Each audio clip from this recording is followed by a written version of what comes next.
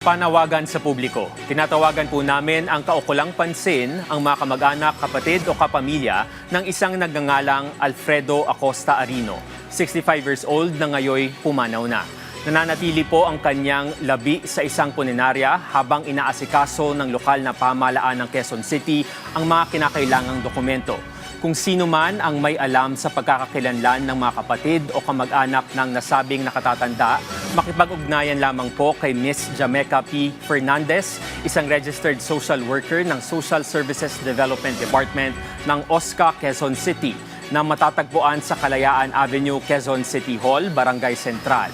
Maaari rin tumawag sa hotline number 1104-8988-4242 o sa mobile number na 0949-736-1227. Maaari ding mag-email sa osca@quezoncity.gov.ph.